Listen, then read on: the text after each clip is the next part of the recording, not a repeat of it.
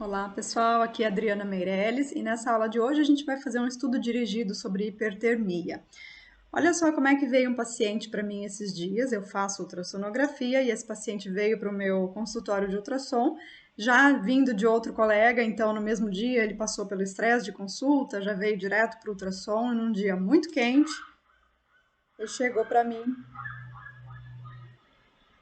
com essa respiração, né? Tava tão grave que eu filmei, mas esse não é o único, isso tem acontecido repetidamente nos últimos dias, porque aqui tá muito quente.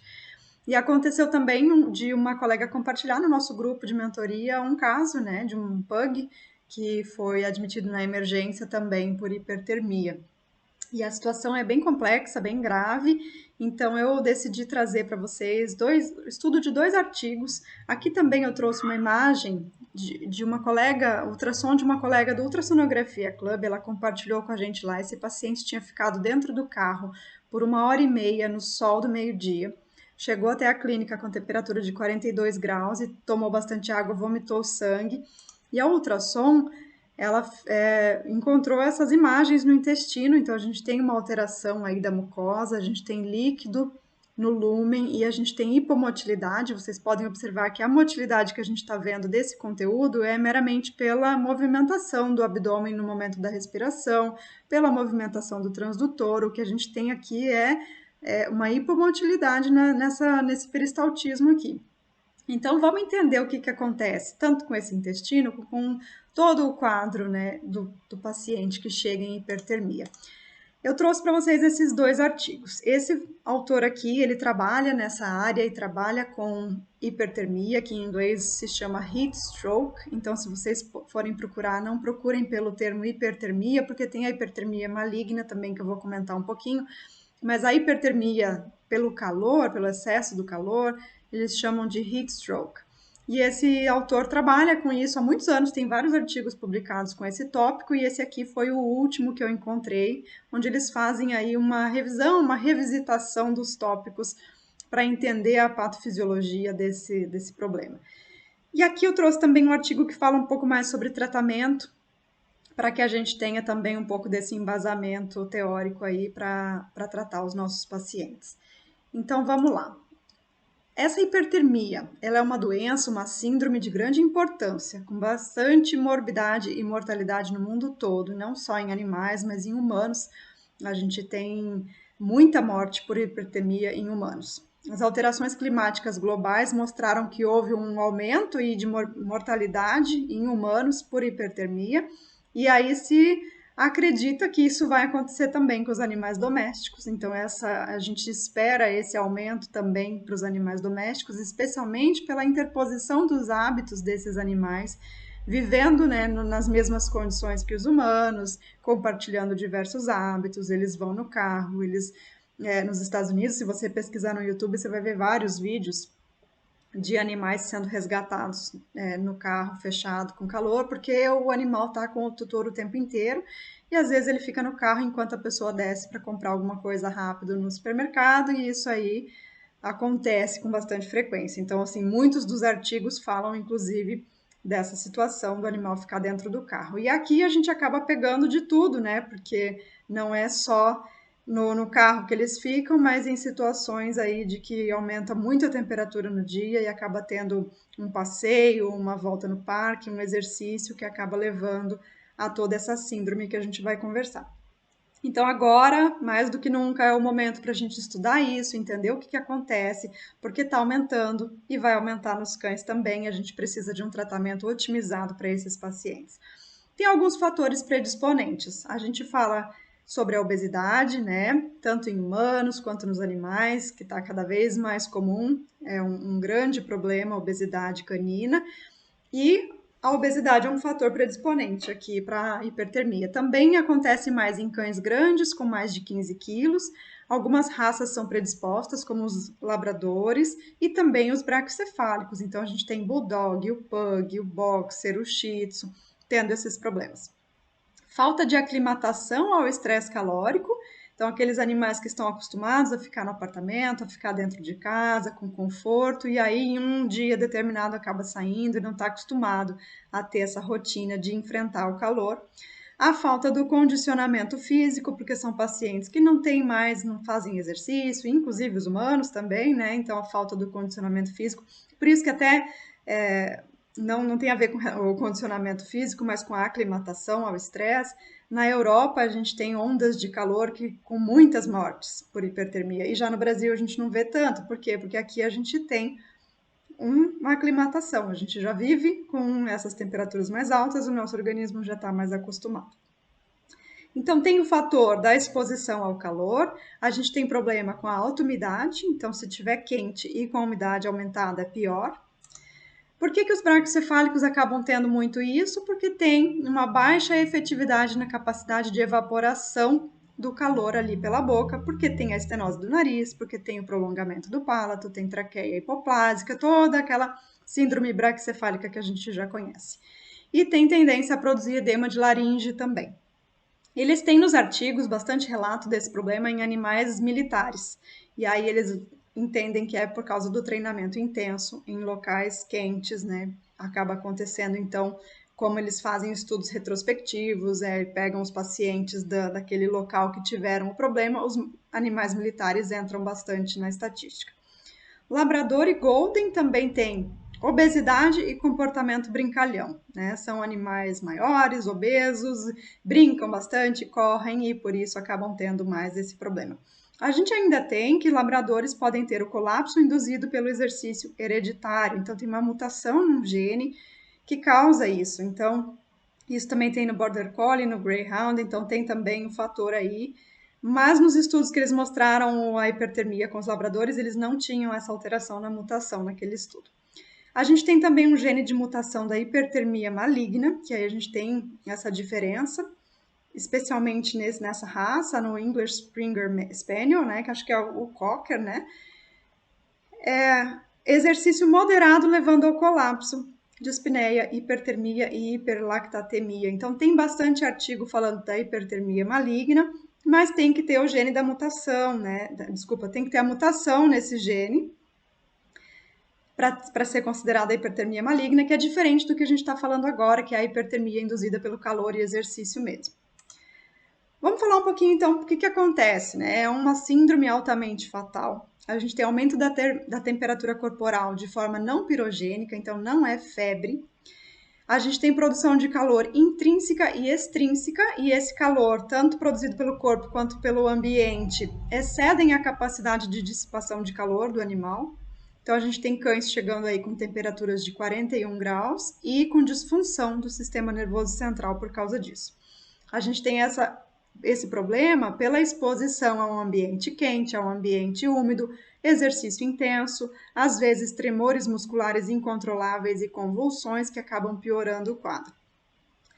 Então vamos entender como é que eles dissipam o calor. Os cães dissipam 70% do calor por radiação e convecção da superfície corporal.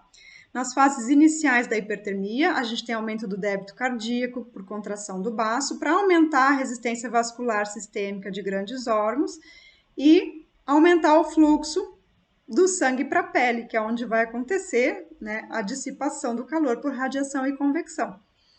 A temperatura ambiente começa a aumentar muito, se aproximando da temperatura corporal, e aí essa coisa de perder o calor pelo corpo acaba perdendo a sua função, porque o ambiente também está muito quente. Então entra em ação a evaporação, e a evaporação acontece principalmente pela boca. Então, ofegância. Os animais têm os turbinados nasais com uma grande importância nessa evaporação de água. Só que aí a gente vê os braquicefálicos que têm uma menor superfície aí nos turbinados e por isso também aumenta o problema neles. Ocorre também hipersalivação, então o animal vai estar ofegante e salivando muito, porque a hipersalivação aumenta a eficiência de evaporação da mucosa oral e da língua. Temperaturas ambientais altas e muita umidade, mais de 35%, já começa a deixar a ofegação menos efetiva.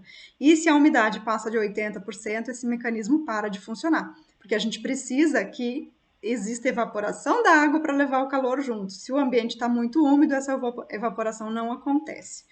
Então, com a progressão do aumento da temperatura, tem um descontrole metabólico, débito cardíaco cai, tem falha na dissipação do calor e o quadro só vai piorando.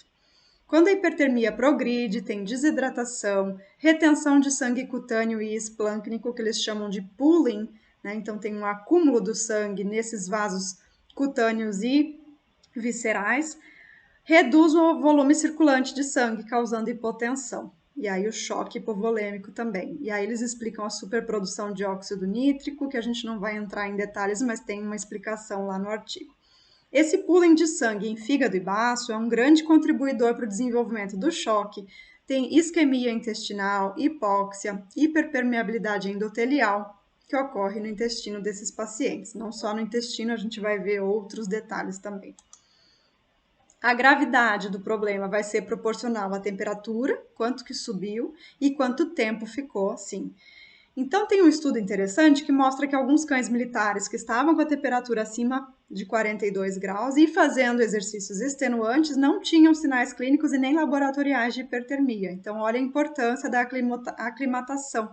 Esses animais estavam acostumados, eles foram gradualmente sendo acostumados a isso e eles não tinham problema nenhum. Então, isso mostra que também nessas situações é importante que haja essa aclimatação, né? E aí vem para os humanos também a importância de praticar exercícios físicos, de estar com o organismo treinado para passar por situações como essas. As complicações graves da hipertermia vão incluir rabdomiólise, dano e disfunção neurológica, doença renal aguda, síndrome do desconforto respiratório agudo, dano hepatobiliar, sepse, pancreatite aguda, coagulação intravascular disseminada. Então, assim, é muito mais grave do que parece. O animal não passou calor e ficou daquele jeito, né? Tem toda uma explicação, tem toda uma síndrome e a gente precisa entender tudo isso para conseguir tratar. Nas necrópsias, parece que a morte ocorre por deterioração hemodinâmica e lesões pulmonares. Então, vamos ver um pouquinho disso. A disfunção neurológica pode ser coma, convulsão, estupor. O animal pode apresentar sinais mais leves, como comportamento de delírio, mas geralmente tem um grau de disfunção neurológica. A gente tem hipoperfusão cerebral por causa da alcalose respiratória, então aquele animal está ofegante, causa alcalose respiratória, leva a choque, mas os próprios efeitos da hipertermia no cérebro, tudo isso leva a dano vascular, edema cerebral, hemorragia e trombose vascular multifocal, infartos. O que se sabe é que os cães têm uma proteção cerebral contra esse aquecimento maior do que os humanos. Então a gente acredita que o maior problema cerebral é realmente relacionado ao choque, tanto a alcalose quanto a acidose, hipóxia, hipoglicemia, sangramentos e trombos, e não tanto pelo aquecimento direto, porque eles têm uma proteção maior contra isso. Com relação a danos musculares e rabdomiólise, a rabdomiólise é muito bem documentada em humanos, mas nos cães fica um pouco difícil de fazer os testes, mas a gente sabe que tem porque tem mioglobinuria e esses danos musculares acontecem nas primeiras 24 horas após o insulto. Então, assim, a gente precisa ter um controle por mais tempo desse paciente, porque o dano acontece por hipoperfusão, por choque hipovolêmico, por microtromboses e também secundário à coagulação intravascular disseminada. Então, é um paciente que precisa ficar internado para ir acompanhando todos esses problemas que ainda podem acontecer mesmo depois que a gente retorna à temperatura normal. As desordens de hemostasia. O dano endotelial leva a um dano vascular difuso. Isso ativa a cascata de coagulação. Aí isso resulta em hipercoagulabilidade, formação de múltiplos microtrombos, trombose microvascular difusa. A gente tem necrose celular em múltiplos órgãos, ativando ainda mais a cascata de coagulação. O resultado disso é uma coagulação intravascular disseminada, que inicialmente pode ser subclínica, mas que com o tempo progride e é um fator importante para a mortalidade. Então, assim, a normalização da temperatura, ela reduz a fibrinólise, mas ela não reduz esse estado de hipercoagulabilidade. Isso precisa ser tratado. Os cães, então, têm que ser monitorados para essas anormalidades e para os sinais clínicos de CID, que vão ser petequias, equimoses, melena, hematoquesia, hematúria. Então, é muito importante observar esses sinais por 24 a 48 horas após o insulto. Tem um estudo mostrando que o tempo de protrombina, tempo de tromboplastina parcial ativada em 12 a 24 horas após o insulto, a redução da atividade da proteína C total em 12 horas e a hiperfibrinogenemia 24 horas após o insulto estavam significativamente associadas à morte desse paciente, então um prognóstico ruim. Então, a gente pode usar também alguns desses exames para tentar definir prognóstico. A gente tem doença renal aguda. Doença renal aguda ocorre secundariamente a vários fatores, ela é multifatorial nesse caso. Os rins podem sofrer dano direto da hipertermia, tem redução de perfusão pela hipovolemia, desidratação e choque, tem endotoxemia, que a gente ainda vai falar, tem a mioglobulinemia pela rabdomiólise, liberação de citocinas, mediadores vasoativos e microtromboses. Então, tem vários fatores causados na hipertermia que podem levar à doença renal aguda. O problema é que a creatinina tem a sensibilidade e a especificidade baixa naquele momento da apresentação inicial. Tem outros marcadores na urina que seriam significativamente estariam aumentadas nesses cães, mas a gente costuma não medir esses marcadores. Mas o que a gente sabe é que existe dano tubular e glomerular, então também é uma monitoração importante nesses pacientes.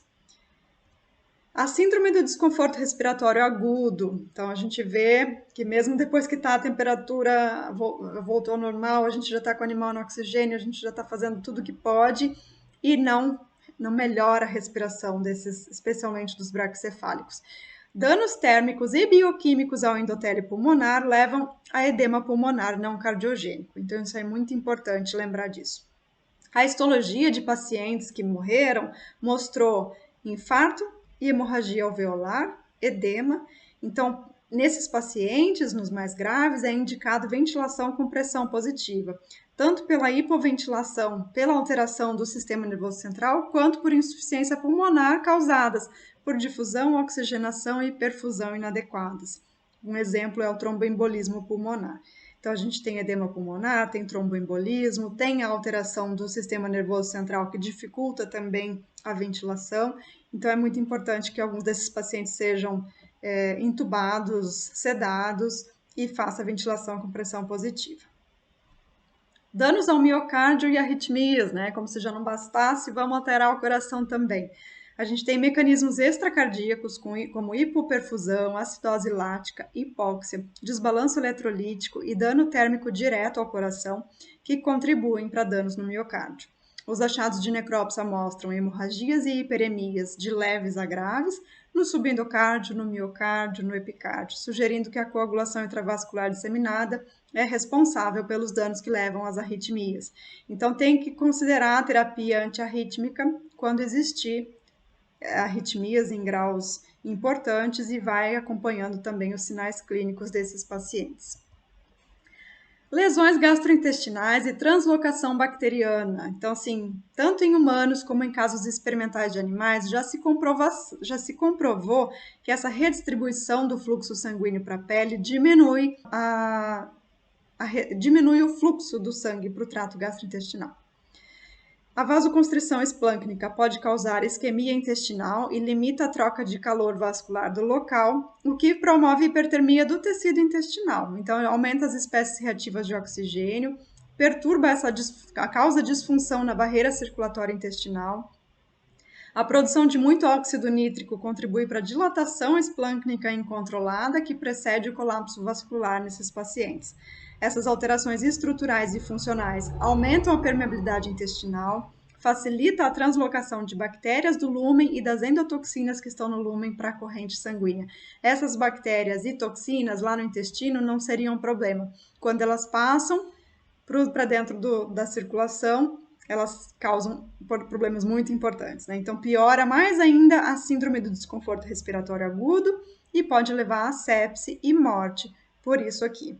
Então, quando a gente viu aquele ultrassom lá no começo com alterações intestinais, a gente tem muita informação, né? A gente tem um dano importante a toda essa vascularização, a todo o controle hemodinâmico desse paciente, levando à isquemia intestinal. Então, às vezes a gente pensa, eu costumava pensar que era mais pelo desbalanço eletrolítico que causava ilho paralítico, mas na verdade é muito mais do que isso. Então, a gente tem necrose, a gente tem translocação de bactérias e endotoxinas. Então, o ultrassonografista também tem um papel importante para avaliar o grau dessas lesões, para avaliar até o edema pulmonar. Com relação aos sinais clínicos, diferente do que é relatado para humano, a pressão arterial sistólica média dos cães é acima de 90. Então, provavelmente tem um estado compensatório aí nesses cães quando eles chegam para o atendimento, e já nos humanos não tem essa compensação tão importante. O animal fica ofegante, com as mucosas secas, tem alteração do estado mental. A gente pode observar mucosas e peles para ver se tem hemorragias petequiais e equimóticas, para ver se já tem aí uma coagulação intravascular disseminada ocorrendo. Taquicardia e alteração de pulso pela hipovolemia. A gente vai ter déficit de pulso se tiver arritmia. A gente pode ter diarreia com melena e a urina escura por mioglobinúria. Então é importante lembrar de tudo isso. Como é que a gente diferencia se esse cão está chegando com a temperatura alta por febre ou por hipertermia? Então é importante lembrar que a hipertermia pirogênica por febre, ela normalmente não causa ofegação e hipersalivação. Então temos uma dica aí. Na febre, normalmente o animal ainda está caminhando e já na hipertermia eles chegam sem conseguir levantar. Além de tudo isso, a gente tem todo o histórico do evento hipertérmico. Então a gente vai ter o histórico de que o animal estava preso no carro, de que o animal ficou em algum lugar muito quente, de que o animal estava fazendo exercício extenuante. Então isso também nos ajuda. Alguns animais também podem apresentar hipertermias por outras doenças metabólicas, como eclâmpsia, outras causas de hipocalcemia, então a gente tem que também diferenciar desses. E geralmente tem tremores musculares, alteração do estado mental também. Ingestão de toxinas também podem causar hipertermia, e também tem aquela hipertermia maligna que a gente já conversou, que não deve ser confundida com esse caso aqui. Na maligna, a gente tem rigidez muscular, que pode estar relacionada também com a administração de alguns agentes farmacológicos, e tem a predisposição genética com aquela mutação do gene que a gente já conversou. Aqui tem uma tabela que o artigo traz com o tratamento, e eu vou deixar essa tabela lá em PDF para vocês no grupo do Vet Clinical Club, para vocês verem com detalhes as doses e todo o tratamento. Eu vou falar um pouquinho aqui do tratamento de forma mais simplificada, tá? O primeiro objetivo é baixar a temperatura rápido o suficiente para evitar mais danos vitais, mas não tão rápido que cause a baixa da temperatura e que o próprio organismo comece a produzir aqueles mecanismos produtores de calor. Então a gente não quer baixar muito, que ele comece a tremer de frio, porque isso vai causar uma piora do quadro. Então a gente precisa de um resfriamento rápido das superfícies, mas se a gente fizer muito rápido, pode causar vasoconstrição periférica, inibindo aí a perda de calor ainda mais pelo corpo, por toda a superfície corporal. E ainda a gente acaba, se a gente esfriar muito rápido, a gente acaba desviando esse sangue morno lá para os órgãos centrais, causando problemas lá nos órgãos importantes. Então, a gente tem que manter a monitoração desse paciente por 24 a 48 horas, por causa de tudo que causa, tudo que a gente já falou. Medidas que podem ser tomadas pelo tutor, se você tiver a oportunidade, se eles ligarem explicando o que aconteceu e você tiver a oportunidade de falar com eles antes deles trazerem para a clínica, eles entenderem que isso é uma emergência, que o animal precisa sim ser trazido rapidamente, mas que ele pode molhar o paciente com uma mangueira, pulverizar, fazer alguma coisa assim antes de levar, e que deixar os vidros abertos, deixar o animal na frente do vento do ar-condicionado vai ajudar nessa evaporação. É interessante que tem um estudo que mostrou uma mortalidade de 49% versus 19% se os tutores fizeram essa medida aqui. Então, o primeiro atendimento, molhar o animal e tentar melhorar a evaporação, tirar um pouco, evaporar a água que você colocou no corpo dele, ajuda a reduzir um pouco o calor. Isso já pode ser importantíssimo para salvar a vida desse paciente. E aí o veterinário, o que ele precisa fazer? Temos vários passos no tratamento. Esses primeiros 4 que eu estou colocando aqui devem ser feitos simultaneamente, então a gente tem que garantir a entrada de ar e prover oxigênio, então vamos fazer suplementação de oxigênio. Em muitos casos, necessário sedação, especialmente se tiver paralisia de laringe ou se a gente tiver que entubar, que, como a gente viu, é importante, né? A intubação e a ventilação com pressão positiva é necessária, especialmente em casos em que a gente percebe a hipoventilação ou a parada respiratória, e as gaiolas de oxigênio são contraindicadas porque podem acabar aumentando a temperatura em volta dele. A gente precisa fazer um resfriamento externo desse paciente.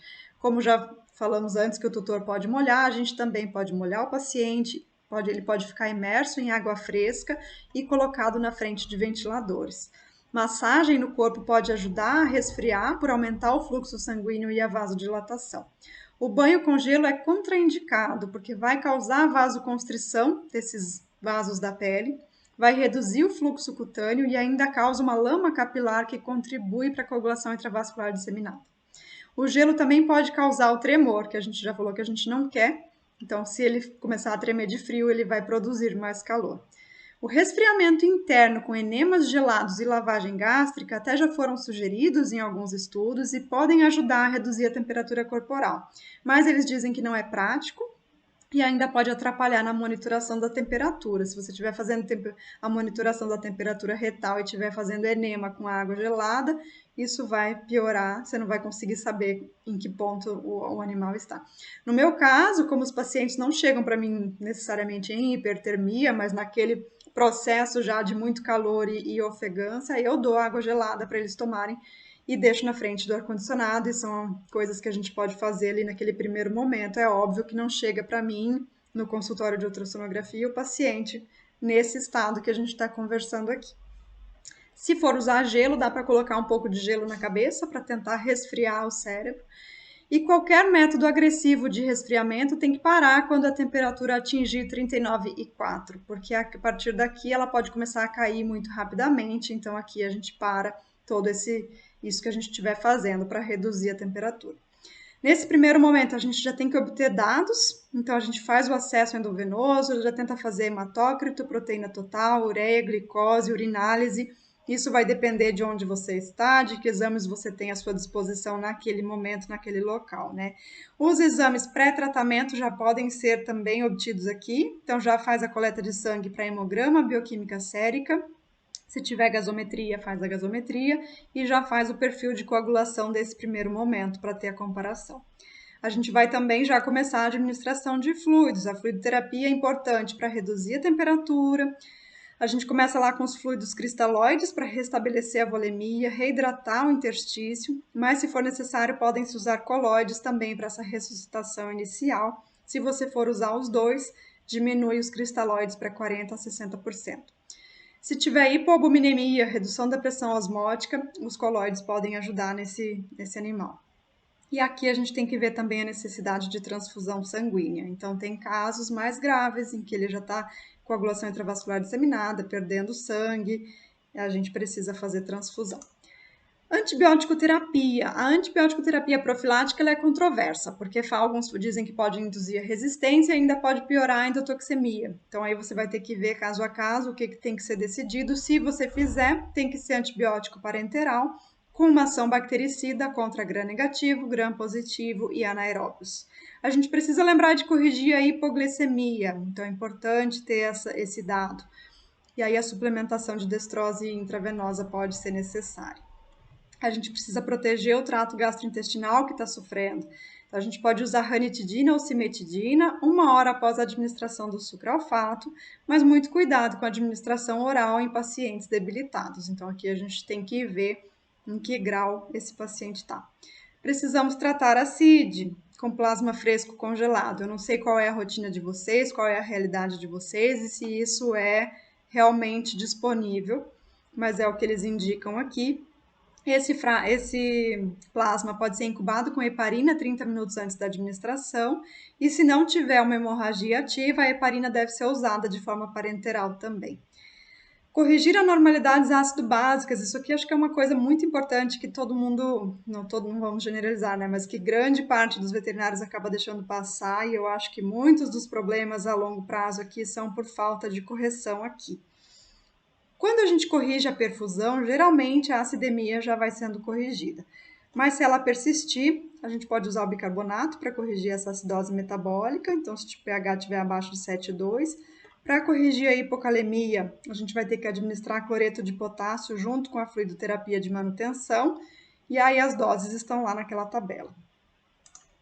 Monitorar arritmias. Se a gente tiver arritmia ventricular causando comprometimento hemodinâmico, tem que considerar o tratamento dessa arritmia nesse momento. Primeiro, tem que corrigir os eletrólitos. Então, eletrólitos antes de usar antiarrítmicos.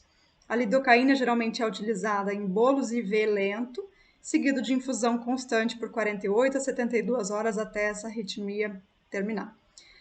Importantíssimo, monitorar o débito urinário.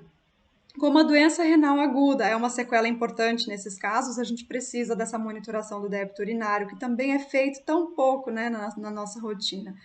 Se o animal se tornar oligúrico, a gente precisa menos de 1 a 2 ml por quilo por hora de produção de urina. A gente já com a hidratação corrigida, né, a gente precisa então administrar manitol, dopamina e furosemida. É necessário que ele esteja bem hidratado, com a pressão arterial normal, para garantir uma perfusão renal efetiva.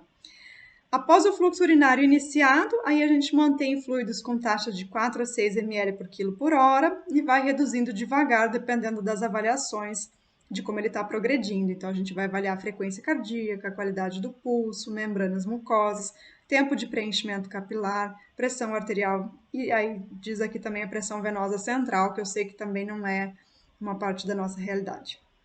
A gente precisa checar o sedimento urinário, a ureia e a creatinina frequentemente.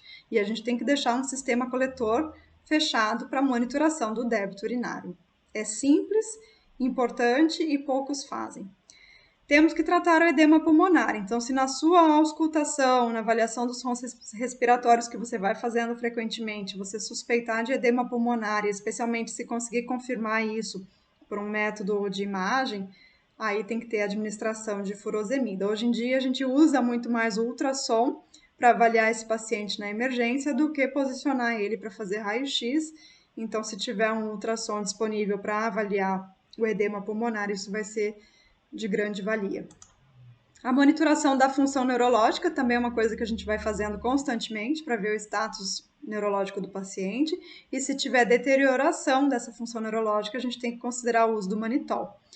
Também tem que corrigir a hipoglicemia, que também pode ser muito importante para essa função neurológica, e as convulsões podem ser controladas com diazepam conforme necessário. E a gente tem que tratar a hipotensão se ela existir, né? A gente viu que não é tão comum nos cães, mas se a pressão cair abaixo de 60 após a ressuscitação de fluidos, temos que usar dobutamina ou dopamina. As doses devem ser ajustadas de acordo com a monitoração e a resposta clínica do paciente. A gente vai considerar choque séptico se a pressão arterial estiver muito baixa, continuar baixa com o tratamento. Aí, para finalizar, eles falam que o uso do corticoide é controverso, que a prednisolona ou a dexametasona podem ajudar a prevenir o edema cerebral e estabilizar membranas em alguns pacientes em choque, porém ela pode também causar úlceras no estômago que já está com uma perfusão prejudicada, pode causar imunossupressão, pode piorar o dano renal. Os AINES são contraindicados, por exemplo, a dipirona, porque pode levar a hipotermia, causando todo aquele processo de tremores que a gente já conversou. A gente também vai ter úlceras gástricas, aumento do tempo de sangramento e até supressão da medula óssea nesse momento. O que a gente leva de tudo isso aqui? Que a gente tem que estar preparado, porque um caso desse pode aparecer para você, independente de que área você trabalha, de onde você trabalha, se você está num hospital que atende esse tipo de emergência, mas isso também vai chegar para você se você atende num consultório menor. Então, independente da sua estrutura, é importante que você conheça toda a síndrome para que você esteja, pelo menos psicologicamente, preparado para fazer o melhor que você pode. E se você ainda não faz parte do Vet Clinical Club, eu vou deixar aqui para vocês o site onde você pode se inscrever e vir fazer parte do nosso grupo de mentoria no WhatsApp, onde a gente tem estudos dirigidos como esse, aulas e palestras com tópicos de pequenos animais, e temos também lá o grupo onde a gente pode conversar, trocar ideia, mostrar os nossos casos e aprender cada vez mais. Nosso objetivo é melhorar para que todos nós possamos aprender juntos. Espero que vocês tenham gostado e até a próxima!